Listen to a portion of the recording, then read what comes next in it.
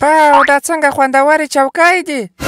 زوی خورا دې ساعت نه دی چې دفتر ته راغلی ډسکو ته نه راغلی چې پورته پورته غورځې. په ډسکو کې څوک غورځي نه رخصېږي. نو خو زوی هلته ورسه رخصېږي. اشه چې په ډسکو کې باید څنګه خوند به کولی. دا چا وویل دا چا وویل؟ صاحبه دا ده وویل. زوی خورا فشار دې نه دی پورته؟ دوی دې کې فکر لا نه غواړي چې د وظیفې څه جپسې واخلمه. او نو فکر غبانې وکړه. فکر غبانې مالیه نه غواړي. زوی دا زما دفتر دی چې چیرې فکر وکړم چیرې ونه کړم دا زما خوښه ده. او نو فکر غبانې وکړه. نه کوم فکر. فکر غه وکړه. نه کوم فکر. فکر غه وکړه. نه کوم فکر. فکر غبانې وکړه. نه کوم فکر. چیرې ځې؟ او ابرار دلته جنجال شروع دی. ما تر هغه وخته به ولاړ شم نو څوک نسوار به وکړم. تر هغه وخته به جنجال هم خلاصوئ.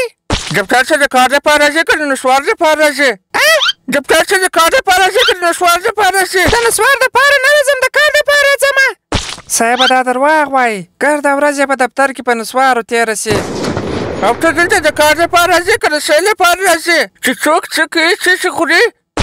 ګوره وروره دا د ښه کولو زمانه نه ده. زه پر ده باندې احسان کوم دی ما ته بلا واخیستی. ښه نو تا پر ما داسې کوم احسان کړی دی؟ ما پر تا دا احسان کړی چې تر اوسه مې دنده نه ده پرېښې. نو خو ولې نه پرېږدې خو پرېږده پر ما باندې احسان وکړه. وایي خو چې پرېږدم بیا پیسې ده کمه کم. نو معنا ته د پیسو دپاره راځې؟ واکې د سبا څخه به دفتر ته نه راځې؟ وایي ولې به نه راځمه؟ ځکه چې زه له سبا څخه پیسې نه درکومه. صاحب په حساب باندې مې خبر غه په یاد سو. دا میاشت باندې ماش غه ډېر وکړه. ولې؟ زما ماشوکه غه باندې نوې جامې وغواړي. زوی دا خریا بنسټ نه دی چې څونه کار کوې هغونه پیسې به درکول کېږي. که دې ډېرې غوښتې صاحبه غونډه کله شروع کېږي؟ چې څه شروع کېدو ته پرېږده نو شروع به شي. او یاره ما نه څه وکړه. مهمه خبره خو د هغه ده چې ته هېڅ لا نه کوې. بس ګرده ورځ په دفتر کې اوږدې پښې پروت یې. صاحبه دا څه بابلاله وایه؟ زوی ځان بخش نه یم چې بابلاله وایمه چې څه درته وایم په ښه خوښې اورئ.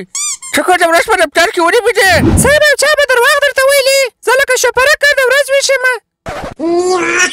زوی ما د چا نه دي ویلي. دلته امنیتي کیمرې شته چې باید یې پرې ایښي لا به خبرېږم.